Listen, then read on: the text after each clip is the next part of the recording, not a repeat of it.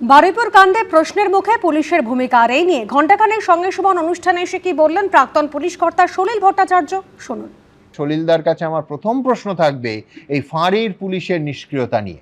দেখুন, ফাঁড়ির পুলিশের বিরুদ্ধে এই ঘটনায় আজ যে অভিযোগ উঠছে, আগেও তো এই রকম পুলিশকেই আমরা দেখতাম, যে পুলিশ সাধারণ মানুষের অভিযোগকে গুরুত্ব দেয় না, শুধু প্রভাবশালী হলে স্যালুট ঠোকে অথবা এফআইআর নেয়।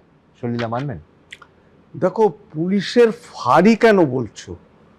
পুলিশের ফাঁড়ি বলো, পুলিশ ক্যাম্প বলো, সেখানে যখন অভিযোগটা হলো থানা জানে না, সরকার পাল্টালো, শাসন ক্ষমতা পাল্টালো, এই নেচারগুলো, প্রকৃতিগুলো, মানে অ্যাটিচিউডটা পাল্টাবে না। মানে যদি আমি বলছি ধর্মের ফ্যাক্টর বিন্দু মাত্র নাও থাকতো, একটা 12 বছরের মেয়ে হারিয়ে গেছে, পরিবার অভিযোগ করছে, আমি তৎপর হবো না? তবে সব তো ঝাঁপিয়ে পড়বে, এবং যে অফিসার ইনচার্জ সে সঙ্গে সঙ্গে লোকাল এসডিপিওকে, এসপিকে জানিয়েছে বলতে হয়। কোনো রিয়াকশন নেই সুমন। আজকে আইজি প্রেসিডেন্সি রেঞ্জ কখন ভবানী ভবন থেকে আসবে, এসে মাইক ফুঁকে বলবে নিজের পরিচয় দিয়ে যে আমি আইজি প্রেসিডেন্সি রেঞ্জ, আপনাকে কথা দিচ্ছি আপনাদের যে সাজা পাবেই।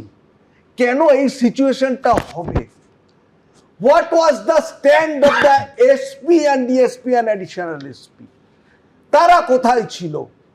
আজকে তুমি বলো, পুলিশের সামনে একটা লোক, তুমি জানো না সে দোষী কি অপরাধী, লিঞ্চ টু মার্ডার। মুখ্যমন্ত্রী বলেছেন বিচার হবে, তবে পাবলিককে প্যাসিফাই করা গেছে। এটা খুব আনফর্চুনেট ইনসিডেন্ট।